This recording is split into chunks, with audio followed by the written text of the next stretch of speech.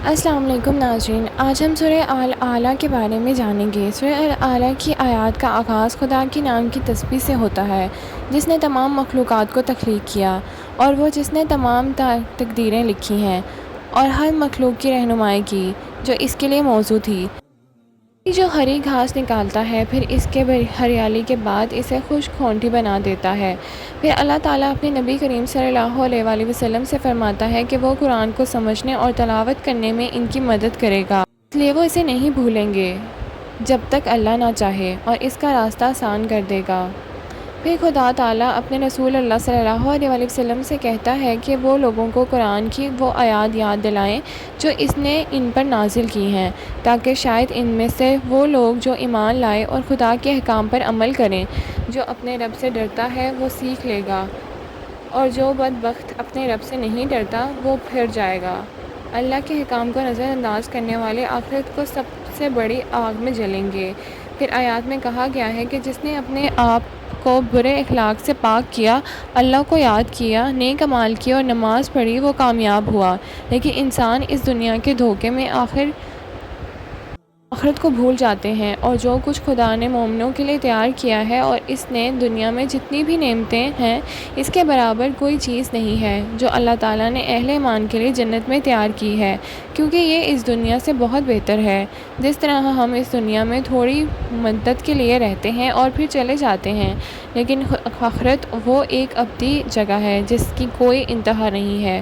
آیات کے آخر میں اللہ تعالیٰ فرماتا ہے جو سورہ اعلیٰ میں مذکور ہے وہ پہلے کے صحیفوں میں بھی مذکور ہے، حضرت ابراہیم علیہ السلام اور حضرت موسیٰ علیہ السلام کے صحیفے۔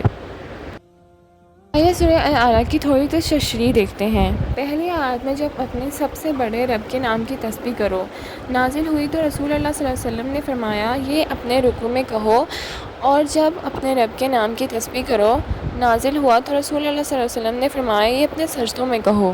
ترجمہ: اس نے مخلوق کو پیدا کیا اور ہر مخلوق کو بہترین صورتوں میں بنایا ہے، جیسا کہ اللہ تعالیٰ نے فرمایا جس نے آپ کو پیدا کیا، آپ کو بہترین شکل دی اور آپ کو متوازن بنایا۔ ترجمہ: اس نے تمام تقدیریں لکھی ہیں، پھر اس نے ہر مخلوق کی رہنمائی کی ہے جو اس کے لیے موزوں تھی یا اس کی ضرورت تھی، جیسا کہ اللہ تعالیٰ فرماتا ہے ہمارا رب وہ ہے جس نے ہر چیز کو اس کی مخصوص شکل دی ہے اور پھر ہدایت دی ہے۔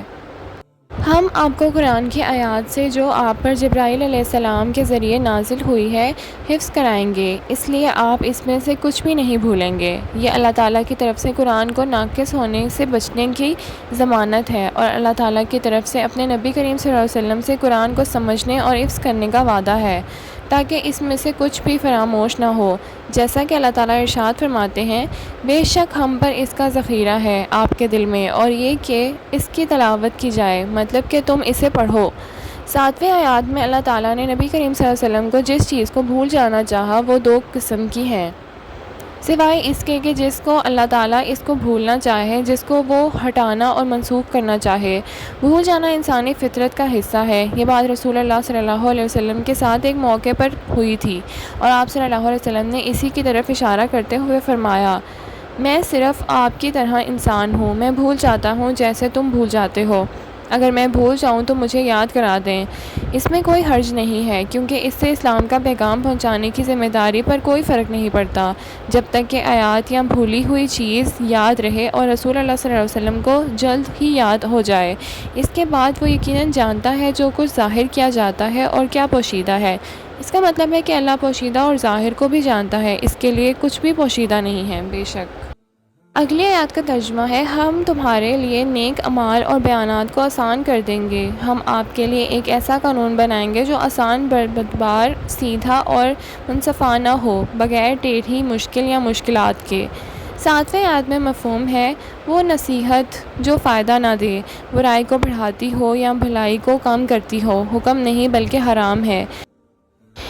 یہاں ہم ان لوگوں تک علم پھیلانے کے آداب سیکھ سکتے ہیں جو اس کی تعریف کریں گے اور اس سے فائدہ اٹھائیں گے۔ ترجمہ: جو لوگ اللہ سے ڈرتے ہیں اور جانتے ہیں کہ وہ اس سے ان کے اعمال کا حساب کتاب کرنے کے لیے اس سے ملیں گے، وہ اس سے سیکھیں گے اور تبلیغ کریں گے جو آپ ان تک پہنچاتے ہیں، اے محمد صلی اللہ علیہ وسلم۔ ترجمہ: سب سے زیادہ بدبخت وہ ہے جو نصیحت سے اجتناب کرتا ہے اور اپنے گناہوں میں لگا رہتا ہے، مطلب اسے موت کے ساتھ آرام کے بغیر سخت عذاب دیا جاتا ہے اور نہ ہی وہ ایسی زندگی گزارتا ہے جو اسے فائدہ پہنچائے، جیسا کہ اللہ تعالیٰ فرماتا ہے، اور کافروں کے لیے ان کے لیے جہنم کی آگ ہے جس میں نہ موت ہے سے ان کا خاتمہ کیا جائے گا اور نہ ان کے لیے اس کا عذاب ہلکا کیا جائے گا۔ ترجمہ: جس نے اپنے آپ کو برے اخلاق سے پاک کیا اور صرف اللہ کی عبادت کی، اس کی خوشنودی کی اور اس کے قانون کے مطابق عمل کیا، وہ جیت گیا۔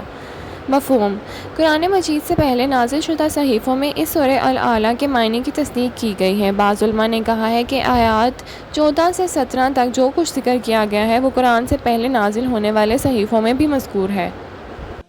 آئیے اب سورہ الاعلیٰ کے کچھ فوائد کو ڈسکس کر لیتے ہیں۔ اللہ قرآن کریم کو تحریف اور تبدیلی سے بچانے کی ضمانت دیتا ہے، جیسا کہ آیات نمبر 6 میں مذکور ہے۔ اللہ تعالیٰ نے حضرت محمد صلی اللہ علیہ وسلم کی ان کے تمام امور میں آسانی پیدا کرنے میں مدد فرمائی، جیسا کہ آیت نمبر 8 میں مذکور ہے۔ جب اچھی نصیحت قبول کرنے یا قرآن کی یاد دلانے کی بات آتی ہے تو دو قسم کے لوگ ہوتے ہیں۔ پہلا گروہ وہ ہے جو خدا سے ڈرتا ہے۔ اللہ تعالیٰ نے قرآن پاک میں ارشاد فرمایا ہے، اور وہ لوگ جنہیں جب ان کے رب کی آیات یاد دلائی جاتی ہیں تو اس کی طرف نہ آنکھ بند کرتے ہیں اور نہ ہی اس پر کان بند کرتے ہیں۔ الفرقان۔ جہاں تک دوسرے گروہ کے تعلق ہے، وہ یاد دہانیاں اور نصیحتوں سے گریز کرتے ہیں اور یہ بدبخت ہیں۔ اللہ تعالیٰ نے فرمایا ہے جو لوگ بدبخت تھے وہ آگ میں ہوں گے۔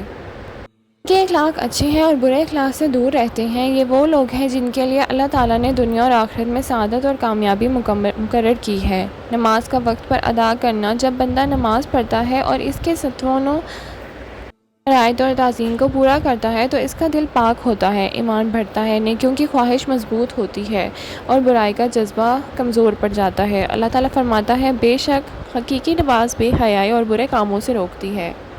اور ناظرین، اس کے ساتھ اللہ پاک ہم سب کو اس کی توفیق عطا فرمائیں کہ ہم ساری صورتوں کو اپنی روزمرہ کی زندگی میں حصہ بنا سکیں۔ آمین۔